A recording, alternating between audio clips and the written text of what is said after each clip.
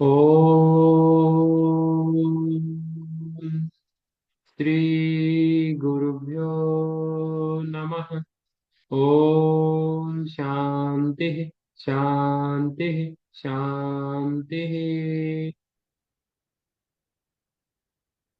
तो आज हमारा विषय है पुरुषार्थ चतुष्टय। तो जानते हैं पुरुषार्थ चतुष्टय क्या है, इसके बारे में।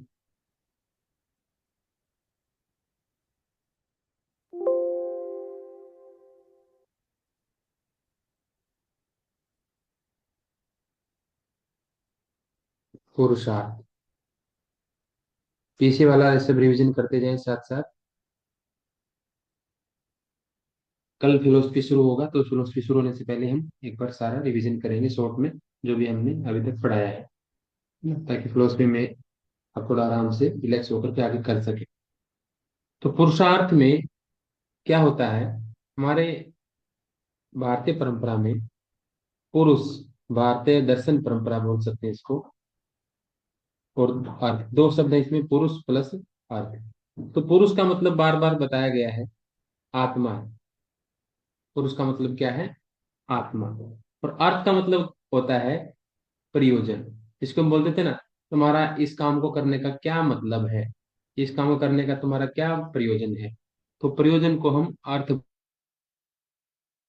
तो भारतीय सनातन परंपरा में ऐसा माना गया है, खूब सोचा विचारा गया, खूब सोचा विचारा गया कि एक बार क्या किया, इंसान ने अपनी सारी शारीरिक आवश्यकताएं पूरी कर ली।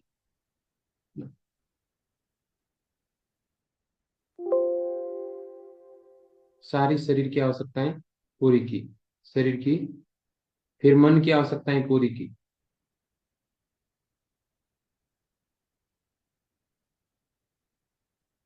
प्रयोजन पुरुष यानी कि आत्मा। हम पढ़ रहे हैं पुरुषार्थ। इंसान ने अपने शरीर की, मन की इच्छाएं पूरी कर ली। शरीर न भोगे न भोक्ता वयमेव भुक्ता, है ना? भोगे न भुक्ता, भोगा न भुक्ता वयमेव भुक्ता। कि शरीर से जितने भोग भोगने थे सारे भोगे, लेकिन बाद में क्या पता लगा कि भोग भोगने हम आए थे लेकिन हमें ही भोगने भोग लिया, है ना? तो हम ही भोग भोग लिए जाते हैं। समय ऐसा आता है कि हम से शुरुआत में तो हम बलवान होते हैं इसलिए हम भोग रहे होते हैं, और फिर बाद में भोग हमें ही भोग लेते हैं, हमें ही खा जाते हैं। क्योंकि हम फिर निर्बल हो जाते हैं, भोग बलवान हो जाता है, तो भोग हमें ही खा लेता है। तो पता लगा कि शरीर की जो इच्छाएं हैं, शरीर की जो आवश्यकताएं हैं, उनको पूरा करने के बाद जीवन में कुछ रस आता नहीं है ज्यादा, है ना। फिर मन की आवश्यकताएं शुरू होती हैं, जब शरीर की आवश्यकताएं नष्ट होती हैं या पूर्ण होती हैं, तो फिर मन की आवश्यकताएं शुरू होती है। मन तिल मिलाता है, बोले भाई मैं, मेरे पास है नए नए टास्क ना, तुम्हारी तो लिमिटेड आवश्यकताएं हैं, जल्दी जल्दी पूरी हो जाती हैं। मैं अनलिमिटेड टास्क दूंगा, हर पल नई नई चीजें दे सकता हूँ टास्क के रूप में। तो मेरी आवश्यकताएं पूरी, एक दिन ऐसा आया कि मन की आवश्यकताएं भी पूरी होगी, जितनी मन में इच्छा थी वो अब ऊब पैदा होने लगी कि जो मांगता हूँ वही मिल जाता है ना। जैसे हमें आप कई बार एग्जाम्पल बताया है, उदाहरण दिया है कि एक जो था विद्वान व्यक्ति था, उसने सोचा, किताब पढ़ी थी बस, विद्वान इतना ही था, किताबें किताबें पढ़ी थी, मन में किसी योग की किताबें पढ़ ली होगी, योग का स्टूडेंट ही होगा कोई। उसने सोचा कि मुझे कल्प वृक्ष चाहिए, है ना। कल्प वृक्ष जैसा कुछ ऐसा चाहिए, साकाला का बुम बुम की पेंसिल चाहिए कि जो मैं लिख ड्राइंग बनाऊं वही प्रकट हो जाए। तो ऐसे ही कुछ उसके हाथ में अलादीन का चिराग लग गया, और जिन प्रकट हो गया कि अब मेरी जो है ना, ये जिन जो है मेरी सेवा करेगा, मेरी हेल्प करेगा, जो मैं बोलूंगा वही करेगा। तो जिन प्रकट हो गया, तो बोला कि आका सुनाओ क्या आदेश है। तो बोले कि भाई जो मैं बोलूंगा वो तुम्हें करना पड़ेगा। बोला कि देख लेना, लेकिन मैं जब प्रकट हो गया, मैं तुम्हारे पास आ गया, तो मेरी एक ही शर्त है कि मुझे 24 घंटे काम चाहिए, 24 घंटे। एक भी मिनट में खाली नहीं बैठता, क्योंकि मैं इंसानों जैसा तो हूं नहीं कि सो जाऊं, मैं 24 घंटे काम करूंगा, है ना? अगर तुमने मुझे काम नहीं दिया तो फिर मैं तुम्हें उठा उठा के पटकूंगा। तो पंडित जी को बड़ी चिंता हुई, विद्वान व्यक्ति, किताबी नॉलेज था, तो बोले कि बड़ी समस्या आन खड़ी हुई, है ना? लेकिन उसने फिर क्या किया, अब समस्या तो आ गई है, अपने किसी से परामर्श किया, तो उन्होंने बताया उसको कि ऐसा करो, एक पोल मंगवाओ, लकड़ी का पोल लंबा, 50 फुट लंबा, 20 फुट लंबा, और वो गाड़ दो अपने घर में, और बोलो कि दिन भर इसके ऊपर चढ़ते रहो उतरते रहो, चढ़ते रहो उतरते रहो। ठीक है। और जब जरूरत पड़ेगी तुम इसको बुला के दूसरा काम बता देना, नहीं तो फिर बोल देना वापस इसी पे चढ़ो फिर उतरते रहो, पूरा दिन में काम मिल गया, तुम्हारी जान छूट जाएगी। तो हमारा मन भी कुछ ऐसा ही है, हर दिन हर पल न कुछ नई इच्छाएं करता रहता है। अगर हम इसकी इच्छा पूरी ना करें, ये इसको खाली बैठा दें, इसको कोई ऐसा टास्क ना दे, इसको कोई ऐसा सहारा ना दे जिसके सारे ये बिजी रहे, तो ये हमें उठा उठा के पटकने लगता है। तो मन से भी बात बनी नहीं ज्यादा। तो जीवन का उद्देश्य शरीर की आवश्यकताएं पूरी करना, मन की आवश्यकताएं पूरी करना नहीं हो सकता, है ना। इससे बढ़ के कुछ होना चाहिए। तो इससे बढ़ के तो हमारे पास क्या है? आत्मा। तो शरीर मन की आवश्यकताएं पूरी होने के बाद भी जीवन में संतोष नहीं आता।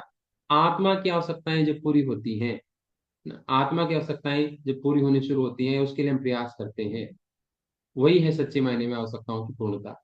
नहीं तो शरीर की आवश्यकताएं एक बार नष्ट हो गई, अगला जन्म में फिर शरीर मिला, फिर शरीर की आवश्यकताएं शुरू होंगी। एक बार मन आपका उब गया किसी चीज से, है ना, कि अब नहीं चाहिए, अगले ही पल फिर मन में उफान आया और मन में तरंगे आई और फिर से वही कार्य करने लग गए, है ना। इस जन्म में मान लो आपने जैसे तैसे करके मन अपने समझा लिया, लेकिन अगले जन्म में फिर वही चक्र शुरू होगा। ये चलता ही चला जाएगा। आज मन समझा लिया तो कल दूसरा टास्क मिल जाएगा मन को, या मन नई तरंगे पैदा कर देगा। इस जन्म में समझा लिया तो अगले जन्म में, रुकने वाला नहीं है। लेकिन एक ऐसी चीज है जिसकी अगर आवश्यकता पूर्ण हो जाए तो ये जीवन सफल हो जाए, है ना। शरीर से मन से आवश्यकताओं की पूर्ण करने से सफल हो नहीं सकता, वो है आत्मा। इसलिए भारतीय सनातन परंपरा में एक ही चीज बोली गई कि भाई शरीर के लिए भी काम मत करो, मन के लिए भी काम मत करो, आत्मा के लिए करो। बोलते हैं ना, कोई भी काम करने से पहले बोले कि कौन देख रहा है, कोई नहीं देख रहा है, भगवान से डरो, भगवान से डर के काम करो। ऐसे ही शरीर के जरिए, मन के जरिए कुछ भी कर दोगे, शरीर को, शरीर से कोई भी शुद्ध उपयोग कर लो इसका, शरीर का, किसी को हानि पहुंचाने में, किसी का लाभ देने में, किसी की इज्जत बचाने में, किसी की इज्जत मिट्टी में मिलाने में, कोई भी प्रयोग कर सकते हो अपनी वाणी का, अपने शरीर का, अपने मन का, कोई भी प्रयोग कर सकते हो। लेकिन इससे क्या होगा? जीवन का उद्देश्य पूरा नहीं होगा। इसलिए क्या करो, आत्मा के उद्देश्य में पूरा करने में लग जाओ। आत्मा का अगर उद्देश्य पूरा हो गया तो सब पूरा हो जाएगा। इसलिए भारतीय सनातन परंपरा में आत्मा को आधार बना करके ही जो है कार्य किए जाते हैं। आत्मा को आधार, कोई नहीं देख रहा तो आत्मा तो देख रही है ना, कोई नहीं फल देगा तो आत्मा के संस्कार बन रहा है ना, अगले जन्म में फल मिलेगा। तो ऐसे आत्मा का प्रयोजन पूरा करने के लिए ऋषियों ने चार तरीके बताए कि आत्मा का प्रयोजन क्या है। इसका परमात्मा में मिलना, परमात्मा से मिल जाए आत्मा, इसका प्रयोजन है आत्मा का ये। इस प्रयोजन को पूरा करने के लिए करने पड़ेंगे चार काम। उन चार कामों को ही कहते हैं पुरुषार्थ चतुष्टय। आत्मा के लिए, आत्मा के प्रयोजन की सफलता के लिए किए जाने वाले चार कार्यों को पुरुषार्थ कहते हैं। क्लियर हो गया? पुरुष मतलब आत्मा, अर्थ मतलब प्रयोजन ना, और चतुष्टय मतलब चार। आत्मा के प्रयोजन के लिए किए जाने वाले चार कर्म ही पुरुषार्थ कहलाते हैं। तो चार पुरुषार्थ कौन कौन से हैं? एक तो होता है हमारा धर्म, एक होता है अर्थ, एक होता है काम, और एक होता है मोक्ष। तो आत्मा का उद्देश्य पूरा करना है, और उसके लिए सबसे पहले आवश्यकता किसकी है? सबसे पहली आवश्यकता तो है धर्म की। क्यों है? क्योंकि भाई सबसे पहले आत्मा की आवश्यकताएं पूरी करने के लिए तो क्या चाहिए? अब आप बोलोगे हमें सर जेआरएफ करना है, जैसे कुछ बच्चियां कह रही हैं कुछ दिन से कि जेआरएफ करना है। करना तो मैंने बोला कि मैंने कब मना किया? करो भाई, फॉर्म भरो, एग्जाम दो, है ना। अभी कोई गाइड करने वाला नहीं है कॉलेजों में, स्कूलों में, कहीं भ्रम में मत रहना। कोई कोई तुम्हें जबरदस्ती फार्म भरवाएगा तुम्हारे, या कुछ करेगा। अपने खुद से जीवन में आगे बढ़ना है भाई, कोई नहीं बताने वाला। सब यही बोलेंगे थेरेपिस्ट बन जाओ, योगा थेरेपिस्ट बन जाओ, वो बाद में बनते रहना। नेट की एज निकल गई, अब थेरेपिस्ट बनना 50 साल की उम्र में बन सकते हो बीके सिंगर की तरह से। लेकिन ये नेट जेआरएफ ये नहीं होगा, पीएचडी दोबारा दोबारा नहीं होगी, जीवन बहुत आगे बीत चुका होगा। इसलिए नेट जेआरएफ करना है, पीएचडी करने तो अभी कर करा लो जो करना है, जैसे तैसे मैनेज करके, है ना। तो बोले कि क्या करना है? जेआरएफ करना है। तो जेआरएफ करना है तो सबसे पहले क्या चाहिए? सबसे पहले क्या चाहिए? सबसे पहले चाहिए दृढ़ इच्छा शक्ति को अपने मन में बैठा लो अंदर अच्छे से, कि करना है ना। बोले हाँ हाँ सर हो जाए तो अच्छा है। नहीं नहीं, ऐसे नहीं होगा फिर। करना है तो करना है, अपने मन में बैठा लो, फिर नस नस में घुस जाना चाहिए कि ये टारगेट मुझे अचीव करना है। पूरा सोते जागते वही टारगेट लक्ष्य होना चाहिए, लॉ ऑफ अट्रैक्शन पूरा। नेचर एक ही बात बोलनी चाहिए, तुम्हारे रूम में एक ही आवाज गूंजनी चाहिए कि मुझे जेआरएफ करना है, तुम्हारे अंतर मन में, है ना। फिर एक एक थॉट्स उसी जेआरएफ के अकॉर्डिंग आएगा, एक शब्द भी कहीं सुनाई देगा ना, तो ऐसा लगेगा जैसे मेरे को किसी बात का सोल्यूशन मिल गया, है ना। ऐसे ऐसे होता है। तो इसलिए अगर पुरुषार्थ करना है, आत्मा के प्रयोजन की सिद्धि करनी है, तो सबसे पहले धारण करना है अपने लिए। क्या करना है? धारण करना है। किसको करना है धारण? उन गुणों को धारण करना है जिसका जिसके सहारे से हम अपने आत्मा के प्रयोजन को पूरा कर सके। सबसे पहले क्या करना है हमें? धारण करना है उन गुणों को, ना। जैसे जेआरएफ करने के लिए सबसे पहले धारण करना है उस इच्छा शक्ति को, है ना, उस भावना को धारण करना है, अपने मन में बैठाना है। ऐसे पुरुषार्थ की सिद्धि के लिए, आत्मा की सिद्धि के लिए क्या करना है? सबसे पहले धारण करना है कुछ गुणों को, कुछ क्वालिटीज आपको भीतर धारण। फिर क्या करना पड़ेगा? फिर आप निश्चिंत होकर के अपना जीवन जी सकें, भूखे ना मरे, संसार में अपमानित ना हो। नहीं तो पुरुषार्थ आत्मा की सिद्धि कैसे करेंगे आप? लोग आपको गालियां दे रहे हैं, लोग आपको डिस्ट्रक्शन पैदा कर रहे हैं, है ना, धुतकार रहे हैं, असम्मान हो रहा है, आपका अपमान हो रहा है, कैसे होगा? तो फिर पहले धर्म, और उसके बाद होना चाहिए तुम्हारे पास अर्थ। अर्थ को सुनिश्चित कर लो। पैसा कमा करके अपने को पूरी तरह से संतुष्ट कर लो, पैसे की तरफ से अपने परिवार की आवश्यकताओं को पूरा कर दो, अपनी पत्नी, अपने बच्चे, पूरी आवश्यकताओं को पूरा कर दो।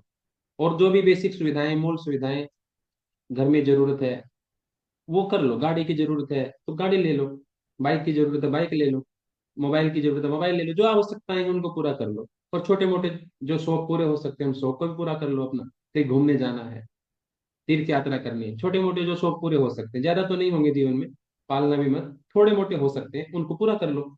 धर्म अर्थ, क्योंकि अंदर से संतुष्टि आएगी जब आप कोई इच्छा पूरी कर लेंगे ना, तो संतुष्टि आएगी, और संतुष्टि आने के बाद मन में वैक्यूम बनता है, खाली जगह बचती है, तो फिर आत्मा का चिंतन हो जाता है। तो पहले करना है धर्म, फिर कमाना है अर्थ, है ना। और फिर अर्थ कमाने के बाद ही कोई चीज सोचना, विचारना, कामना करना, उससे पहले नहीं, है ना? और जब कामनाएं पूरी हो जाए ना, तो ये समझ लेना एक दिन कि कामनाएं खत्म नहीं हो रही है, तो फिर क्या करना? हर एक चीज से मुक्ति पाने की इच्छा कर लेना। पहले तो धारण करना धर्म, फिर कमाना अर्थ, फिर कमाना, फिर इच्छा करना काम की, और फिर जो है होगा मोक्ष, जब काम से उब जाओगे। तो ऐसे सीक्वेंस से चलोगे ना, तो क्या हो जाएगा? मोक्ष हो जाएगा। जैसे एक लड़का बोला कुछ दिन पहले, सुन लिया होगा लेक्चर उसने क्लास में, सर मुझे है ना सन्यासी बनना है, मुझे विवाह नहीं करना है। मैंने बोला क्यों भाई? बोले सर क्या करना है विवाह करके? मुझे सन्यासी बनना है। आप बता रहे हो ये संसार बाधा है, ऐसा है ऐसा। मैं बोला मैं नहीं बता रहा हूँ, ये एग्जाम में है, तुम्हारे सिलेबस में है भाई। मैं कोई प्रवचन नहीं कर रहा हूँ यहाँ क्लास का, पढ़ा रहा हूँ तुम्हें, बस कंसेप्ट क्लियर कर रहा हूँ। धर्म अर्थ काम मोक्ष। लेकिन बड़े बुजुर्ग क्या कहते हैं? पहले ब्रह्मचर्य, फिर गृहस्थ, फिर वानप्रस्थ, फिर संन्यास। क्योंकि अगर ऐसे सीक्वेंस से जाओगे ना, तो तुम गिरोगे नहीं। अगर सीधा ही छलांग मार दी, सीधा ही मोक्ष पाने की इच्छा, है ना। बहुत सारे मोक्ष पाने की इच्छा के लिए निकले थे सन्यासी बनने युवा अवस्था में। आज क्या क्या कहीं कुछ जेलों में पड़े हैं, और कुछ टाटा अंबानी जैसे बनने के सपने देख रहे हैं, भगवा कपड़े पहन के। ठीक है, आसान नहीं है रास्ता।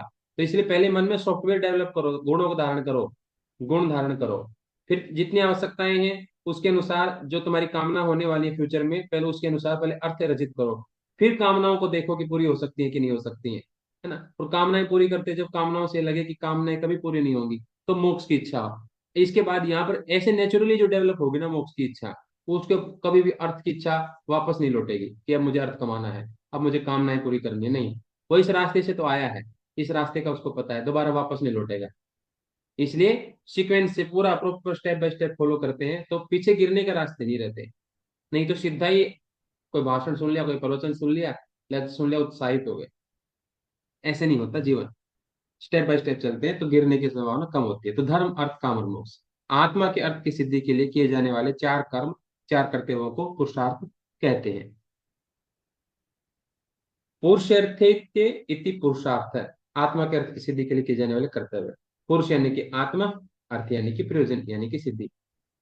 तो पुरुषार्थ चार है, धर्म अर्थ काम और मोक्ष, इसलिए इनको पुरुषार्थ चतुष्टय भी कहते हैं। ये महर्षि मनु ने कहा है मनुस्मृति में, मनुस्मृति में ऐसा बताया। आगे है चारवाक क्या बोलता है अब। चार पुरुषार्थ बता दिए, जीवन के चार पुरुषार्थ है ना। अब सब लोग ये बताएंगे कि चारों पानी जरूरी है क्या, चारों काम करने जरूरी है क्या, मुक्ति करने के लिए, इस जीवन में संतुष्टि पाने के लिए, जीवन को सफल करने के लिए चारों करने जरूरी है क्या। तो वो अब देखते हैं कितने लोग कितना कितने मानते हैं। चारवाक दर्शन क्या बोलता है, इन चारों में से तो मैं दो ही को पुरुषार्थ मानता हूं बस, अर्थ और काम, धर्म और मोक्ष को नहीं मानता। चारवाक कहता है कि मैं धर्म को जरूरी नहीं मानता और ना मैं मोक्ष को जरूरी मानता हूँ। मैं तो चाहता हूँ पैसा कमाओ, इच्छाएं इच्छाएं पैदा करो, उसके अनुसार पैसा कमाओ, जितना पैसा उसके अनुसार इच्छाएं पूरी पूरी करो अपनी, बस यही करते रहो जीवन में, इसी से आनंद मिलने वाला है। धर्म का कोई लेना देना नहीं, मोक्ष का पता नहीं मिलने का कि नहीं मिलेगा, और धर्म का क्या पता क्या होता है क्या नहीं होता है। तो अर्थ और काम सीधा सीधा समझ में आता है सबको, इसलिए अर्थ और काम में ही लगे रहो। चारवाक दर्शन ने ऐसा अपने फिलोसफी बताई। महर्षि मात्स्यायन ने क्या कहा, महर्षि वात्स्यायन ने मनु महाराज के मनुस्मृति के जो पुरुषार्थ चतुष्टय हैं उन्हीं को स्वीकार किया है, किंतु वे मोक्ष तथा परलोक की अपेक्षा धर्म अर्थ और काम पर आधारित संसारिक जीवन को सर्वोपरि मानते हैं। वो क्या कहते हैं कि भाई संसार में मोक्ष और परलोक इन चीजों की थोड़ी सी अपेक्षा नहीं करते वो कहते हैं कि धर्म अर्थ और काम, धर्म अर्थ और काम यही संसारिक जीवन को सही से चलाने के लिए यही जरूरी है बस। तो जीवन में सर्वोपरि धर्म अर्थ काम को ही उन्होंने माना है। योग वासिष्ठ ने क्या बोला कि भाई पुरुषार्थ क्या है, कि भाई सद्जनों और शास्त्र के उपदेश के अनुसार, सद्जन अच्छे लोग, सज्जन लोग और शास्त्र जो कहता है उसके अनुसार ही अपने चित्त का विचरण करो, है ना। अपने चित्त में, या अपने चित्त को वहीं वहीं जाने दो जहां जहां सज्जन कह रहे हैं, वो अपने चित्त को वहां वहां जाने दो जहां शास्त्र कह रहा है, वहां मत जाने जो जहां तुम्हारी इच्छा हो रही है। तुम्हारी इच्छा तो पता नहीं क्या क्या होगी भाई। अपने मन को कहाँ ले जाओ, जहां जहां शास्त्र बोलता है वहां वहां अपने चित्त को ले जाओ, जहां जहां बड़े लोग बोलते हैं अपने चित्त को वहां वहां ले जाओ। अब अध्यापक बोल रहे हैं, टीचर बोल रहे हैं, आचार्य बोल रहे हैं कि तुम्हें किताब उठानी है, 9 बजे किताब उठाने के लिए जाना है, अपने रूम में जाके पढ़ना है सोने से पहले, सुबह उठ करके सबसे पहले किताब उठानी है। नहीं, अपने मन की सुनोगे। मन क्या कह रहा है, आधा घंटा और सो लो, अभी कौन सा एग्जाम है, अभी तो 6 महीने पड़े हैं, अभी तो 1 महीना पड़ा है दिसंबर वालों के लिए, जून वालों के लिए 6 महीने 7 महीने पड़े हैं, है ना। गुरु जी कह रहे हैं कि टाइम नहीं है, और मन कह रहा है कि टाइम है। अब देख लेना समय के साथ किसकी बात सच्ची निकलेगी, गुरु जी ठीक है कि मन ठीक है ना। मन किसी का हुआ नहीं आज तक। तो ऐसे जो है सज्जन और शास्त्र के उपदेश, चित्त का विचरण करें उसी अनुसार, ये पुरुषार्थ है, योग वासिष्ठ ने ऐसा बोल दिया। अब बात करेंगे एक एक पुरुषार्थ की। पहला है धर्म। धर्म के बारे में वैशेषिक सूत्र में बहुत ही अच्छा डेफिनेशन दी गई है। धर्म का मतलब होता है कर्तव्य, धर्म का मतलब होता है जिसको धारण किया जाए, धर्म का मतलब होता है गुण। ठीक है। एक क्वेश्चन भी रीना जी ने बोला था, मुझे याद है अभी, मुझे क्लास के लास्ट में बताऊंगा आपको। धर्म का मतलब होता है गुण, आवश्यक गुण। ठीक है, आवश्यक गुण होता है, डिटेल से लास्ट में बताऊंगा रीना जी। ठीक है, अभी केवल सिलेबस की बात करता हूँ। तो धर्म जो है क्वालिटीज है, गुण है, कर्तव्य है। धर्म वह है जिससे हमारा अभ्युदय भी सिद्ध होता है और निश्रेयस भी सिद्ध होता है। आपका भी धर्म क्या है, आपका धर्म क्या है, जिनकी शादी विवाह हो रखा है, आपका धर्म क्या है। आपका धर्म ये है कि आप अपनी पढ़ाई भी करें और अपने परिवार की पालना भी करें, उसका भी पूरा ध्यान रखें। ठीक, आपका धर्म ये है फिलहाल। और जब आप शादी नहीं हो रखी होती, केवल आप विद्यार्थी होते, तो आपका धर्म क्या होता, पूरा का पूरा ध्यान अपनी पढ़ाई में लगे। लेकिन अब धर्म बदल गया, अब धर्म क्या हो गया, बैलेंस बनाना। धर्म क्या, एक वो गुण है, वो गुण है जो आप परिस्थितियों को अपने जीवन को संभालने के लिए जिनका उपयोग करते हैं। धर्म उस गुणों का नाम है, धर्म उस कर्तव्य का नाम है, फर्ज का नाम है धर्म। ठीक है। जिसको बोलते हैं धर्म संकट। धर्म संकट किसको बोलते हैं, धर्म संकट भी ये तो होता है ना। अब ऐसा मोड़ आ गया ना, ऐसे में ही चुनाव करना है आपको, ये भी आपका ही फर्ज है और वो भी आपका ही फर्ज है ना। जैसे एक माँ है और एक पत्नी है, कोई बीच में विवाद हो गया, एक ने जन्म दिया है और एक अपना संपूर्ण जीवन आपको सौंप के आई है, आपके घर में आई है, कोई भी विवाद हो गया, तो भी ये क्या हो गया, धर्म संकट हो गया। अब इसमें कैसे कर्तव्य को पूरा करना है, कर्तव्य दोनों के प्रति बन रहा है, माता के प्रति भी कर्तव्य है और पत्नी के प्रति भी है ना। अभी देखना है कि बीच का रास्ता कैसे निकालना, ये धर्म संकट हो जाते हैं। तो अभ्युदय, वैशिष्ट सूत्र ने क्या कहा, जिससे तुम्हारा संसार में भी उत्थान हो रहा हो और जिनसे तुम्हारा आध्यात्मिक उत्थान भी हो रहा हो, ऐसे धर्म को धारण कर लो, है ना। वही चीज अपने भीतर जाने दो। ऐसा नहीं कि नहीं नहीं मैं तो बस केवल भौतिकतावाद, मेरे को तो पैसा पैसा चाहिए, अध्यात्म से कुछ नहीं। और कोई नहीं नहीं, मुझे तो आध्यात्मिक उन्नति करनी है, मुझे पैसे लेने, पैसे की क्या जरूरत है। दोनों ही पागल है। वैसे से उत्तर क्या कहता है, ऐसा बैलेंस बनाओ, ऐसे गुणों को धारण करो जिससे तुम्हारा सांसारिक उन्नति भी होती रहे और जिससे तुम्हारी आध्यात्मिक उन्नति भी होते रहे। ऐसे गुण भी अवेलेबल होंगे ना, शॉर्टेज थोड़ी है कोई, ऐसे भी तो क्वालिटीज होंगी ना जिससे दोनों काम सिद्ध हो सकते हैं। तो उसको धर्म बोला है वैशेषिक सूत्र ने। यह तो अभ्युदय निश्रेय सिद्धि का धर्म है। अभ्युदय, संसार में चारों तरफ तुम्हारी उन्नति होनी चाहिए। चारों तरफ का मतलब, तुम्हारे पुत्र हो, तुम्हारे घर बढ़िया हो, तुम्हारी संपदाएं हो, तुम्हारे पास भूमि हो, तुम्हारे पास पशुधन हो, तुम्हारा सम्मान हो समाज में, तुम्हारी प्रतिष्ठा हो समाज में, हर तरीके से चहुमुखी विकास हो तुम्हारा संसार में। और निश्रेयस, कि एक भी चीज का श्रेय नहीं तुम्हारे भीतर, अहंकार की भावना नहीं, सीधा आध्यात्मिक उन्नति, परमात्मा को आत्मा से मिलाना है सब कुछ, लेकिन फिर एक झटके में छोड़ने की ताकत भी है तुम्हारे भीतर, राजा हरिश्चंद्र की तरह से, है ना। एक झटके में सब कुछ है तुम्हारे पास, लेकिन एक झटके में सेकंड नहीं लगाना।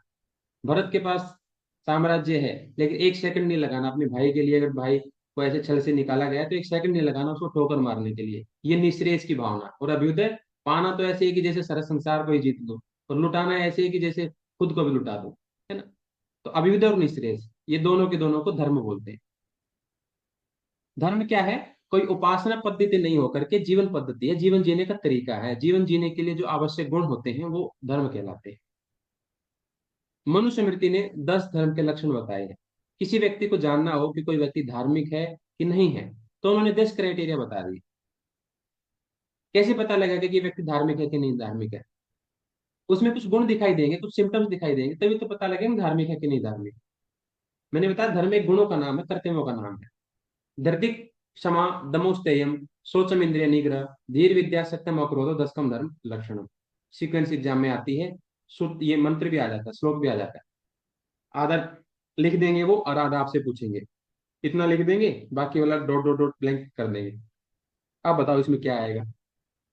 तो याद करना बहुत जरूरी है। धरती, क्षमा, दमोस्तयम, शोचम, इंद्रिय निग्रह, धीर, विद्या, सत्यम, अक्रोधो, दशकम धर्म लक्षणम। कि धृति, जिस व्यक्ति में धैर्य हो, धार्मिक व्यक्ति में धैर्य होगा, नहीं तो फिर किस बात का धार्मिक, है ना। धार्मिक तो मतलब धर्म जो अभ्युदय प्राप्त करना चाहता है, जो निःश्रेयस प्राप्त करना चाहता है, एक ही साथ इसी जीवन में, उसके भीतर धैर्य नहीं हो क्या? धैर्य के बिना कैसे होगा? धैर्य तो सबसे प्राथमिक आवश्यकता है। अभ्युदय भी सिद्ध करना है और निश्रेयस भी, संसार में उन्नति भी करनी है और अध्यात्म में भी, धैर्य सबसे पहले आवश्यकता। फिर क्षमा, अपना अपकार करने वाले को भी, का भी कोई उपकार करना। अब आध्यात्मिक उन्नति भी करनी है और सांसारिक भी। अब एक किसी ने गलती कर दी और उसको माफी नहीं कर रहे हो, तो तुम्हारी आध्यात्मिक उन्नति भी रुक जाएगी, सांसारिक उन्नति भी रुक जाएगी। क्यों? लोग तुमसे कटना शुरू कर देंगे, बोले भाई से तो बच के रहो। ये तो कोई छोटा मोटा अगर कोई गलती से शब्द बोल भी दिया ना, तो जीवन भर के लिए कभी जो है ना बात नहीं करने वाला है। ये तो इतना कट्टर है, कभी माफी नहीं करेगा। इसलिए इससे पंगा लो ही मत, दूर ही रहो इससे। इससे तो दुश्मनी भी बुरी और दोस्ती भी बुरी। तो ऐसी क्षमा का भाव, धैर्य होना चाहिए, धैर्य, क्षमा। अपना कोई हमारा अपमान भी करे, तो भी तुम्हारा कलेजा उसके लिए, उसको अगर कष्ट है तो तुम्हारा उसमें, उसके लिए उद्वेलित हो जाओ, तुम उसके लिए दुख की भावना तुम्हारे भीतर आए। ऐसा नहीं कि अच्छा हो इसने मेरे साथ ऐसा किया, तो नहीं, तुम्हारे मन में करुणा आए कि अब उसको मेरी जरूरत है, उसने भले मेरी आवश्यकता पूरी नहीं की, मेरी सेवा नहीं दी, मैं, लेकिन मैं करूंगा। अपने पद से पीछे नहीं हटना, ये होता है क्षमा, दिल से क्षमा करना। दम, हमेशा संयम से धर्म में लगे रहना। हमेशा अपने आप को, इंद्रियों को नियंत्रित करके क्या करना है, धर्म में लगे रहना है। उन गुणों को जो धारण किए हैं आपने, उनको बिल्कुल बैठाए रखना है। अस्ते, चोरी नहीं करना किसी भी रूप में, चोरी नहीं करना। शौच, अपने भीतर और बाहर पवित्रता रखना। इंद्रिय निग्रह, इंद्रियों को हमेशा धर्माचरण में लगाना, है ना। क्यों धर्माचरण में इसलिए लगाना, क्योंकि इंद्रियां है ना, अधिकतर देखा गया है इंद्रियां ही भटकाती हैं इंसान को। इसलिए इनको धर्माचरण में लगा देना, फिर निश्चिंत रहोगे। इनसे क्या करना, हाथ तुम्हारे किसी की सेवा के लिए उठे, किसी को मारने के लिए नहीं। तुम्हारी वाणी किसी को गीत सुनाने के लिए निकले, श्लोक सुनाने के लिए निकले, बाजी होठों से बाहर भी आए तो श्लोक सुने, श्लोक की ध्वनि निकले, मंत्र निकले, कोई शांति के शब्द निकले, किसी को गाली नहीं, है ना? तो ऐसे इंद्रियों को, अगर हम कान, किसी की चुगली सुनने के लिए तैयार ना हो, भगवान का भजन सुनने के लिए खुल जाए, किसी की चुगली हो, निंदा हो, तो कान बंद हो जाए। तो इंद्रिय निग्रह जरूरी है, धर्माचरण में लगाना, क्योंकि इंद्रियां अधिकतर गलत चीजों में ही रस लेती हैं, इनको धर्माचरण में लगाना जरूरी होता है। धी, सत्कर्मों में बुद्धि को बढ़ाना। अच्छे अच्छे कर्म हो। बुद्धि क्या करती है? एनालिसिस करती है, विश्लेषण करती है। कोई भी चीज, एक बात पता लगी, बाल की खाल निकालना, बाल की खाल निकालना, ये बुद्धि कार्य है। एक ने, किसी ने छोटी सी गलती कर दी, क्या करेगा व्यक्ति? बहुत दिमाग लगाएगा उसकी, और अलग अलग अलग अलग तुम्हारी, तुम जब बोल रही थी तो ऐसा लहजा था तुम्हारा, तुम बोल रही थी, तुमने हाथ ऐसे किया था, एक सिंपल सी एक बात कही थी, और उसमें 10 एंगल, 50 एंगल, पूरा फिलोसफर बन गया एक ही बात से, है ना? ऐसी फिलोसफी किसी दूसरे विषय में लगानी है। एक परमात्मा को अलग अलग एंगल से देखना है, एक ही बात बात को अलग अलग एंगल से देखने से कोई उन्नति नहीं होने वाली है। धर्म की बातों को, धर्म की चर्चा को अलग अलग दृष्टिकोण से समझना है ना? इसलिए सत्कर्मों से बुद्धि को बढ़ाना ही धी कहलाता है। अच्छे कर्म करके अपनी बुद्धि को बढ़ाना। विद्या, यथार्थ को जान लेना, यथार्थ का ज्ञान लेना, ये भी एक तरीके की धर्म का ही लक्षण है। जो रियलिटी को सुनने के लिए, वास्तविकता को सुनने के लिए जो तड़पता हो ना, कि मुझे यथार्थ चाहिए, भ्रम नहीं चाहिए, मुझे यथार्थ चाहिए, रियल नॉलेज, कितना ही कड़वा सच हो लेकिन मुझे चाहिए सच ही, कितना ही कड़वा हो ना, चाहिए मुझे सत्य ही, चाहिए मुझे यथार्थ ही। वो धार्मिक व्यक्ति का लक्षण होता है। वो झूठे से राज्य नहीं होता है ना? वो ये नहीं कहता कि बस ये कर लो इसी से बन जाएगा, वो कह देता है कि नहीं, मेहनत करनी पड़ेगी, है ना? ये नहीं कहता कि तुम एक किताब पढ़ लो तो बात बन जाएगी, वो कहता है कि सारी किताबें पूरी पूरी पढ़नी पड़ेगी, मेहनत करनी पड़ेगी। यथार्थ की ज्ञान लेने के लिए लायक रहना धार्मिक व्यक्ति का लक्षण है। हमेशा सत्य का आचरण करना चाहिए, कितना ही नुकसान उठाना पड़ जाए, लेकिन सत्य का आचरण करना। अक्रोध, क्रोध को छोड़ करके हमेशा शांत बने रहना। क्योंकि क्रोध किसके ऊपर करेंगे? क्रोध तो उसी के ऊपर आता है ना जो अपना हो। ये शरीर तक अपना नहीं, इंद्रिय तक अपनी नहीं, जुबान तक अपने हम अनुसार चलते नहीं, हाथ हमारे अनुसार काम करते नहीं, मन हमारे अनुसार सोचता नहीं, तो क्रोध किसके ऊपर? दूसरा व्यक्ति कैसे चलेगा? हमारा अपना शरीर एक, हमारे शरीर का एक धड़कन हमारे हिसाब से धड़कते नहीं, पेट हमारी आज्ञा से भोजन को पचाता नहीं, तो किसी और के ऊपर हमारा क्या ही बस चलता है? तो अक्रोध का भाव, ये जब बुद्धि में आता है कि ऐसा तो सच में ऐसा ही है, कड़वा सच है कि हमारा अपना शरीर, हमारा अपना मन हमारे नियंत्रण में नहीं, तो अक्रोध का भाव आ जाता है, गुस्सा करने की भावना नष्ट हो जाती है। क्रोध को छोड़ करके हमेशा शांत बने रहना। ये धर्म के 10 लक्षण हैं, जिसमें ये 10 लक्षण होते हैं वो व्यक्ति धार्मिक होता है। ये मनुस्मृति कहती है। धरती क्षमा दमोस्तयम शौचम इंद्रिय निग्रह धीर विद्या सत्यम अक्रोधो दशकम धर्म लक्षणम, ये याद होना चाहिए सभी विद्यार्थियों को। याज्ञवल्क्य स्मृति ने धर्म के 9 लक्षण बताए। महर्षि याज्ञवल्क्य, याज्ञवल्क्य स्मृति में 9 लक्षण बताते हैं। तो 9 लक्षण में क्या बताते हैं वो? अहिंसा सत्यम अस्तेयम शौचम इंद्रिय निग्रह दानम दमो दया शांति सर्वेशम धर्म साधनम। धर्म की साधना करने के, या धर्म को धारण करने के, धर्म के साधन बोल लो या धर्म के लक्षण बोल लो, वो 9 है। अहिंसा, अहिंसा का मतलब मन वचन कर्म से किसी को भी कष्ट ना पहुंचाना। मन वचन कर्म से किसी को भी कष्ट ना पहुंचाना। मनसा वाचा और कर्मणा, अरुणा जी, मनसा वाचा कर्मणा, किसी को कष्ट नहीं पहुंचाना है। सत्य, हमेशा सत्य का आचरण, झूठा आचरण नहीं करना। क्योंकि झूठा आचरण कर करके लोग है ना पागल हो गए हैं आजकल। एक बार मैंने सुना था, सत्य देखो क्या सत्य आचरण कैसा होता है। एक बार मैंने सुना बहुत समय पहले, आप लोग भी कभी खोजेंगे, वीडियो मिल जाए तो मुझे दोबारा भेजना, मैं बताता हूँ। शाहरुख खान का एक इंटरव्यू था बहुत समय पहले, बहुत समय पहले, उससे किसी ने कोई क्वेश्चन पूछा था कि क्या जो एक्टर एक्टर्स जो होते हैं, लड़के लड़कियां, हीरो हीरोइन, ये वास्तव में इतने खुश होते हैं जितने दिखते हैं? ये वास्तव में ये जो हंसते हैं, ये वास्तव में इनके जीवन में इतनी खुशहाली है कि जो इतने हंसते हैं? तो शाहरुख खान ने शायद अनुपम खेर को या किसी को जवाब दिया था, तो बोला कि वास्तव में अगर आप देखेंगे, जो विकृति, जो डैमेज नाटक और नौटंकी करने वालों का होता है ना मानसिक स्तर पर, ऐसा किसी का नहीं होता। हम लोग हंसना भूल जाते हैं, नेचुरल हंसी क्या होती है। हमेशा बनावटीपन की आदत हो जाती है, मतलब नेचुरल हंसी हमें पता ही नहीं कब हंसते हैं, सब कुछ बनावटी है।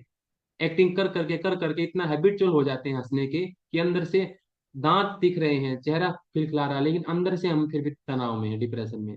तभी तो कोई सुसाइड कर लेता है, कभी कोई अपने आप को शूट कर लेता है, गोली मार लेता है, कुछ कर लेता है। ये सत्य आचरण, कि जैसे हो वैसे रहो, जिसको मुखोटा बोलता है साइकोलॉजी में, पर्सनैलिटी। मुखोटे धारण नहीं करना है, व्यक्तित्व का परिष्कार करना है ना। खुश दिखना चाहते हो तो खुश बन ही जाओ ना, दिखने की क्या जरूरत है? बनने की टेक्निक है, बनना जा सकता है, दिखने की टेक्निक भी है। कि जब बन नहीं पा रहे हो तो देखने के लिए भी है, फेस को ऐसे करना है, कोई सामने आए तो ऐसे एक्सप्रेशन करना है। ये क्या है? शॉर्टकट है।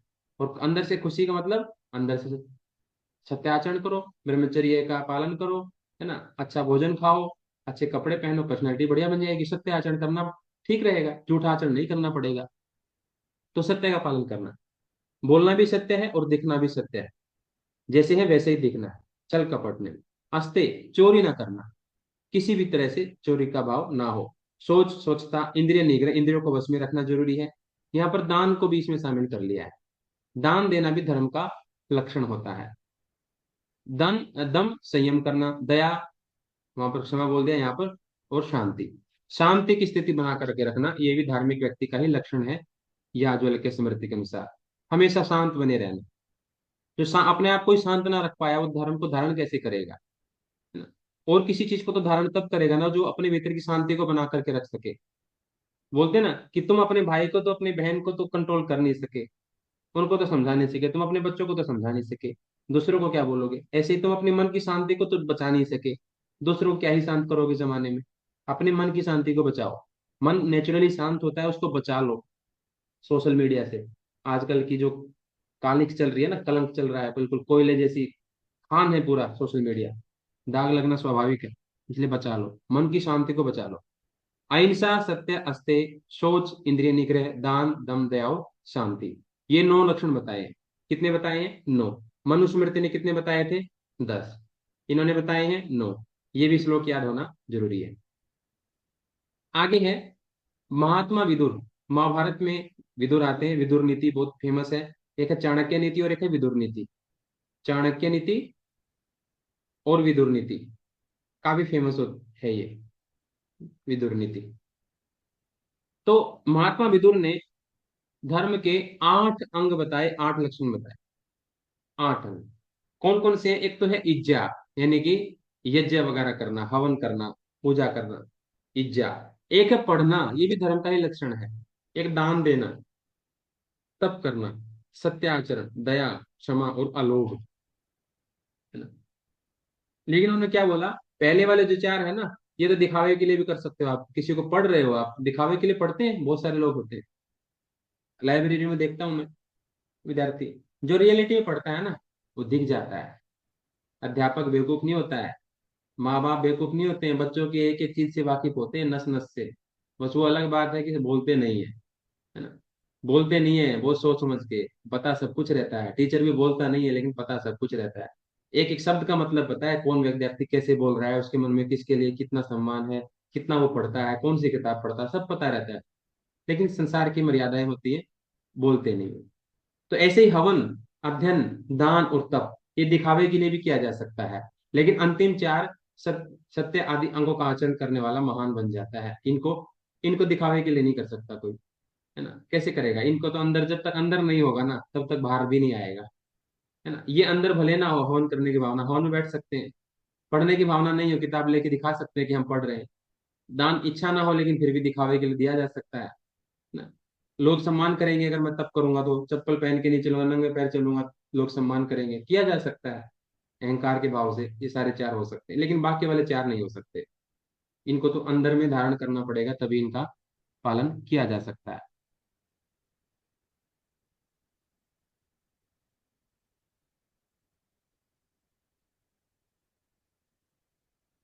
हाँ, इसका सीक्वेंस तो नहीं आएगा, है ना। महात्मा विदुर का सीक्वेंस की आवश्यकता नहीं है, इसको एज इट इज याद कर लेना है। 4 ये हैं पहले वाले, और बाकी 4 वाले किसके कारण से महान बनने की बात की गई है? सत्य, दया, क्षमा और अलोभ। ठीक है। हाँ, एक दो क्वेश्चन और आपने पूछा है। धी, धी, एक बार एक्सप्लेन कर दीजिए। ठीक है, वो बता देता हूँ आपको, एक बार करके फिर बताता हूँ लास्ट में। अर्थ, अगला है अर्थ। अर्थ का मतलब है संपदा। संपदा, नोट पैसा, नोट ओनली मनी। अर्थ का मतलब होता है संपदा। हमारे पास बहुत संपदा है, वाणी की संपदा है, शरीर की संपदा है, हमारे पास पशु जो है वो भी हमारी संपदा है, हमारे पास घर है वो भी हमारी संपदा है, हमारे पास जमीन है खेती करने के लिए वो भी हमारी संपदा है। ठीक है, हर एक चीज हमारी संपदा है। तो महर्षि चाणक्य ने, सॉरी, आचार्य चाणक्य ने कौटिल्य अर्थशास्त्र में क्या बोला है?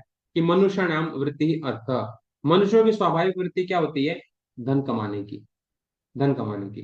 क्यों?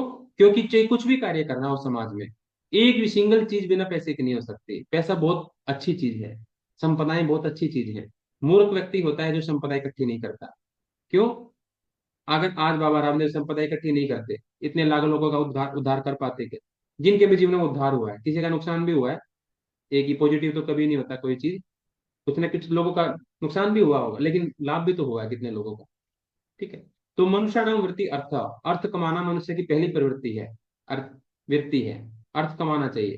क्योंकि अगर आप कल को किसी को कष्ट में देखोगे और आपके मन में इच्छा हुई कि मुझे जो पैसा देना चाहिए था इसको, है ना, आपको क्या पता जीवन में आपको कब किसी की आवश्यकता पड़ जाए। फिर बोलोगे मेरे पास, बिल्कुल देखो मेरे पास दोनों जेब में कुछ नहीं है, अगर मेरे पास होता ना मैं तुम्हें सारा धन दे देता। तो कमाया क्यों नहीं टाइम पे? अभी बड़प्पन दिखा रहे हो, अभी तो देने का समय था, अभी ये बात बोलने का समय नहीं था। कमाना चाहिए था पहले, और समय आएगा तो देना चाहिए था। तो मनुष्यों की स्वाभाविक वृत्ति होती है अर्थ कमाने की। तो जो भी विचार और क्रियाएं भौतिक जीवन से संबंधित है, कोई भी एक्टिविटी या कोई भी थॉट जो भौतिक जीवन से संबंधित है, सांसारिक जीवन से संबंधित है, वो सारी क्या कहलाती है? अर्थ कहलाती है। सुख का मूल क्या है? सुख पाना हो तो धर्म है, और धर्म करना हो तो मूल में अर्थ आएगा। बिना अर्थ के धर्म नहीं हो सकता। अब सद्गुणों को धारण करना है तुम्हें। आपने कभी देखा होगा ना, परिवारों में भी होता है, कोई एक व्यक्ति, चार चाचा ताऊ हैं, तो एक उनमें से थोड़ा सा ज्यादा संपदा है जिसके पास, है ना, जैसे तैसे करके उसने संपदा कमाई है, लेकिन बाकी सब लोग उसको दुष्ट मानते हैं, है ना, दुष्ट मानते रहते हैं कि भाई ये चालाकी से कर लिया, इसने ऐसा कर लिया, बहुत दिमाग लगा लिया, इसने ऐसा कर लिया, वैसा कर लिया, है ना। और उसके बाद वो फिर ज्ञान की बातें करता है, पैसे में कुछ नहीं रखा, पैसे में कुछ नहीं रखा, ऐसा भी बोलता है। वही जिसने ज्यादा पैसा कमाया वो खुद ही बोलता है ऐसा, पैसे में कुछ नहीं रखा, पैसे में कुछ नहीं रखा। ठीक है, क्योंकि बाद में समझ में आता है कि पैसे में कुछ नहीं रखा। लेकिन जो भी विचार क्रियाएं भौतिक जीवन से संबंधित होंगी वो अर्थ कहलाएंगी, और धर्म का मूल अर्थ होता है ना? सुख का मूल धर्म होता है, और धर्म का मूल अर्थ होता है। धर्म से विमुख होकर के अर्थोपार्जन पर्यावरण संतुलन को नष्ट करता है, और स्वयं में दूसरों को भी कष्ट देता है। अगर जिसमें धर्म पीछे छूट रहा है और ऐसा अर्थ में मिल रहा है, उसको चिमटे से भी नहीं छोड़ना चाहिए। ऐसे पैसे को, ऐसी संपदा को, किसी को मार के मिले, किसी को कष्ट दे करके मिले, छूना भी नहीं चाहिए। पर्यावरण नष्ट होता है, स्वयं के हानि होती है, और दूसरों को भी हानि मिलती है। डाकू रत्नाकर जब चोरी करके लाते थे घर में ना, उनकी पत्नी ने उनको बोला था हार मुझे चाहिए, पता नहीं था ज्यादा, तो हार लेके आ गया अपनी पत्नी के लिए। बोला कि देखो मैं तुम्हारे लिए क्या लेके आया। तो बोली किसका चुरा के लाए हो? तो बोले कि मैं जिसका भी चुरा के लाया हूँ, लाया तो तुम्हारे लिए ही हूँ ना। उसने स्वीकार नहीं किया। बोले नहीं, मेरा नहीं, ये मेरा नहीं है, अपनी मेहनत से कमा के लाते तो मेरा होता। ये मेरे गले की शोभा नहीं बढ़ाएगा। मेरी अर्थी पे भी चढ़ाओगे ना इसको, तो भी मेरी शोभा नहीं बढ़ने वाली है इसकी, इससे। अगर तुम मेरे लिए प्रेम से किसी घास की माला बनाकर मेरे गले में डाल देते तो मेरी शोभा बढ़ जाती उससे, है ना, मेरी शोभा बढ़ जाती इससे। ये तो मेरे में गले में फांसी का फंदे जैसा होगा। डाकू रत्नाकर महर्षि वाल्मीकि जो बने, उनकी पत्नी फिर जा करके वापस साधु के चरणों में गिरते हैं। वो बोले कि महाराज जी आपने सही कही थी, जो मैं पाप कर्म से कमाई कर रहा हूँ ना, उसमें तो मेरा कोई भी सहयोग नहीं किया है। जिनके लिए कर रहा हूँ अपनी पत्नी के लिए, वही मुझे बोल रही है कि मैं नहीं मानती, मैं अधिकार है, मैं इसमें शेयर नहीं करूंगी। जो तुम पाप कर्म करते हो इसमें शेयरिंग मेरा नहीं है, तुम्हारा ही फल मिलेगा, मैं नहीं करती हूँ इसमें पार्टिसिपेट। ठीक है, बोला जिसके लिए कर रहा हूँ वही साथ नहीं दे रहा, उन्हीं के लिए पाप कर रहा हूँ। बोला कोई नहीं करेगा, तुम्हारा पाप तुम्हारे ही आगे आएगा, पत्नी के आगे नहीं आएगा। पत्नी का पत्नी के आगे, पति के आगे नहीं आएगा। तो धर्म से विमुख होकर के अर्थोपार्जन करना पर्यावरण को नष्ट करता है, स्वयं को भी नष्ट करता है और दूसरों को भी नष्ट करता है। आचार्य चाणक्य ने कहा कि धर्म और काम का मूल अर्थ, सामान्यतः कहावत होती है सुख का मूल धर्म और धर्म का मूल अर्थ। आचार्य चाणक्य ने क्या कहा? धर्म हो या काम हो, उसके मूल में अर्थ ही होता है। और अर्थ क्या है? भूमि है तुम्हारे पास, धन संपदा है, पशु है, अगर तुम्हारे पास मित्र भी हैं तो वो भी तुम्हारा धन ही है, वो तुम्हारा धन है। तुम्हारे पास विद्या है तो वो भी तुम्हारा धन है। तुम्हारे पास कोई कला है वो तुम्हारा धन है। कृषि है तो वो भी सब के सब धन है, सब के सब अर्थ की ही श्रेणी में आते हैं। आचार्य वात्स्यायन ने क्या कहा? विद्या को भी धन माना, है ना। विद्या धन सबसे बड़ा धन है, जिससे बाकी सारे धन अपने आप आ जाते हैं। भूमि, पैसा, पशु, मित्र, विद्या, कला, कृषि सब आ जाते हैं। विद्या जो है सबसे श्रेष्ठ धन होता है। सोना चांदी धन धान्य गृहस्थी का सारा सामान आ जाएगा, मित्र भी अपने आप बनने लग जाएंगे ज्ञान होने के बाद, है ना। और तुम्हें कुछ नहीं आता हो तो सब लोग तुमसे कटेंगे। तो जिन इसलिए इंसानों की सबसे बड़ी फितरत क्या होती है, अपने पास लोगों को इकट्ठा करना। जो ज्ञान से इकट्ठा नहीं कर पाते तो क्या करते हैं, फिर अपने एक बोतल ले आएंगे, है ना। अब दूसरे लोग आ जाएंगे, बोला अब तो आ जाओ, बोतल आ गई हाथ में। हाँ अब आ जाएंगे भाई, तुम्हारे पास देने के लिए पहले कुछ नहीं था, अब कम से कम बोतल तो है। जो बोतल के पैसा खर्च नहीं कर सकता वो बीड़ी का बंडल ले आएगा एक 10 रुपए का। कुछ ना कुछ लोगों को देने के लिए तुम्हारे पास होना चाहिए, तभी तुम्हारे पास मित्र बनेंगे। तुम्हारे पास 10 रुपए का बीड़ी का बंडल भी नहीं है ना, सिगरेट की डिब्बी भी नहीं है, एक बोतल के पैसे भी नहीं है, कौवे के भी पैसे नहीं है ना। और ना तुम्हारे पास ज्ञान देने के लिए है, ना तुम्हारे पास राजसिक चीजें हैं देने के लिए, ना सात्विक है ना तामसिक है, तो तुम्हारे साथ कौन मित्रता करेगा। कोई नहीं करता। संसार में मित्रता उसी की होती है, उसी की सफल भी होती है और उसी के मित्र भी बनते हैं जिसके पास देने के लिए कुछ होता है। तो ये सारे के सारे क्या हैं, धन है एक तरीके से। इसलिए हमेशा जो कुछ भी प्राप्त हुआ है तुम्हें, विद्या है तुम्हारे पास, सोना है चांदी है धन धान्य है गृहस्थी का सामान तुम्हारे पास है, मित्र तुम्हारे पास है, इसको जो भी तुमने कमा लिया है उसको और हमेशा बढ़ाना चाहिए, और उसको बढ़ाओ और उसको बढ़ाओ। यही अर्थ है। जो तुम्हारे पास है उसको और बढ़ाओ। तुम्हारे पास गृहस्थी का सामान नहीं है तो अब बढ़ा लो। मित्र नहीं है तुम्हारे पास तो बनाओ। धन संपदाएं नहीं है तो बढ़ाओ, चांदी सोना नहीं है तो खरीदो, है ना। ये सब चीजें बढ़ाने के लिए होती हैं। ये यही अर्थ का मतलब होता है बढ़ना। अर्थ रुकना नहीं चाहिए, अर्थ बढ़ता चाहिए, बढ़ना चाहिए। लेकिन अर्थ के लिए पागलपन भी ठीक नहीं है। सही तरीके से ही बढ़ना चाहिए। धर्म बता दे पहले, धार्मिक धर्म के तरीके से बढ़ना चाहिए। और धर्म के तरीके से बढ़ेगा तो स्लो स्लो बढ़ेगा, तेजी से नहीं बढ़ेगा। ठीक है। तो दूसरा हो गया हमारा अर्थ। तीसरा होता है काम। अर्थ जब आ गया हाथ में, तब अब इंद्रियों की अपने अपने विषयों में जो प्रवृत्ति होती है ना, उसको हम काम कहते हैं। तो अपने इंद्रियों के विषयों को कुछ हद तक पूरा करके देखो, एक बार एक्सपेरिमेंट करके देखो, ताकि तृप्ति मिले नहीं मिले, उसे एक बार सजगता पूर्वक भोग भोगना भी एक प्रकार का पुरुषार्थ ही है। काम अपनी इच्छाओं को पूरी करना, अपने इंद्रियों के विषयों को तृप्त करना, वो भी एक प्रकार का पुरुषार्थ ही है। क्योंकि वो ज्यादा दिन नहीं, बोलते ना कि ये छोटे बच्चे, अरे ये चिप्स मांग रहे हैं, ये कुरकुरे मांग रहे हैं, ये ऐसा मांग रहे हैं, वो वैसा मांग रहे हैं, या कुछ भी ऐसी चीज खाने के लिए बोल रहे हैं कि जो वो उनके लिए ठीक नहीं है। तो कोई समझदार व्यक्ति क्या बोलेगा, बोले एक बार दे तो दो, है ना। कोई कड़वी चीजें मांग लो, उसके पीछे जिद लगा रहा है, और माँ को पता है कि खाएगा तो इसको पता है ये उल्टी करेगा फिर, है ना? तो फिर समझदार व्यक्ति क्या करेगा, बोले भाई इतना हो हल्ला मचा रहा है, रो रहा है, थोड़ा सा टुकड़ा एक बार मुंह में डाल के दिखा दो इसको, कड़वा लगेगा अपने आप ही थूकेगा। तो ऐसे इंद्रियों का विषय ऐसा ही है। इंद्रियों को लगता है कि हम अगर यहाँ भोग भोगेंगे तो तृप्त हो जाएंगी, लेकिन थोड़ा सा इंद्रियों को विषय मिल जाए ना, इंद्रिया खुद ही नष्ट हो जाएंगी। आंख चाहते हैं नए नए रूप देखना, लेकिन नए नए रूप दिखा दोगे ना एक बार, आंख की शक्ति नष्ट होने लग जाएगी, आंखें अंधी होने लग जाएंगी धीरे धीरे। कान से ज्यादा सुनोगे तो कान बहरे होने लग जाएंगे। जीभ से ज्यादा चखोगे तो जीभ का धीरे धीरे स्वाद गायब हो जाएगा। इंद्रियां ऐसी मूर्ख हैं कि वो ऐसी जगह इच्छा कर लेती हैं जहां वो खुद मरने वाली है, जहां जा करके। तो थोड़ा सा उनको दिखाना ही पड़ता है झटका। तो काम इच्छाएं पूरी करना भी थोड़ा सा जरूरी है, ताकि वो अपनी जगह जाकर के स्थिर हो जाए इंद्रियां। तो धर्म अर्थ और काम की तुलनात्मक श्रेष्ठता का वर्णन किया गया है, जिसको त्रिवर्ग समुदाय कहा। और त्रिवर्ग समुदाय में पर से पूर्व श्रेष्ठ है। त्रिवर्ग समुदाय, त्रिवर्ग समुदाय में क्या आता है, काम अर्थ और धर्म। धर्म अर्थ और काम। काम से श्रेष्ठ होता है अर्थ, अर्थ से श्रेष्ठ होता है धर्म। ठीक है। त्रिवर्ग समुदाय में पर से पूर्व श्रेष्ठ है। ठीक है, पर से पूर्व श्रेष्ठ होता है और सबसे श्रेष्ठ हमारा धर्म होता है। तो माधवाचार्य ने क्या कहा कि जब आत्मा की शाब्दिक विषयों के भोगने की इच्छा होती है तो उस समय आत्मा का प्रयत्न गुण उत्पन्न होता है। अर्थात आत्मा सबसे पहले मन से संयुक्त होती है और मन विषयों से। तो मन की आत्मा की जब शाब्दिक विषयों की भोगने की इच्छा होगी तो वो क्या करेगी, उसके भीतर एक प्रेतन नाम का गुण पैदा होगा। प्रेतन एक गुण का नाम है। और वो प्रेतन जब गुण पैदा होगा तो अपने आप से वो आत्मा मन के साथ जुड़ना चाहेगी, है ना। और फिर मन क्या करेगा, फिर मन विषयों से जुड़ना चाहेगा।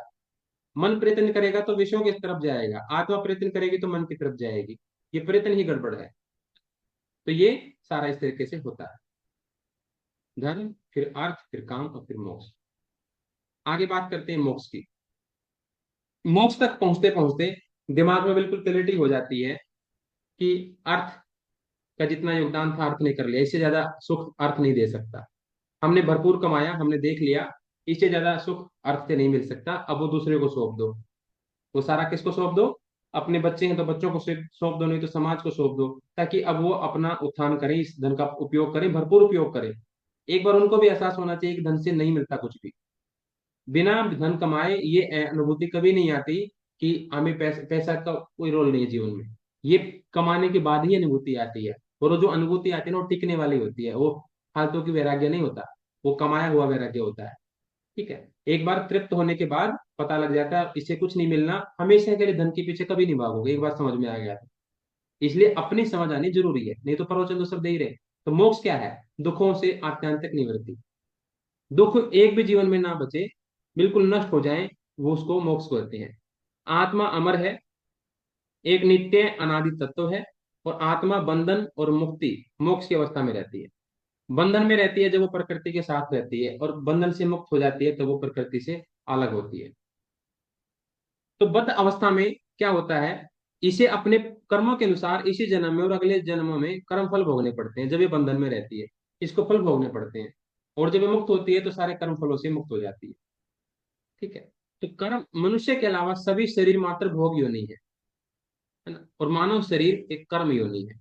बाकी सारी क्या योनियां हैं? भोग योनियां हैं। वो यहाँ पर भोग भोगने के लिए आई है बस, इसके अलावा कुछ नहीं हो सकता उनका, है ना। लेकिन इंसान का शरीर ऐसा है जो कर्म भी कर करके छूट सकता है, वापस भोग योनि में जाने से बच सकता है, सिद्धाई मुक्ति को प्राप्त हो सकता है।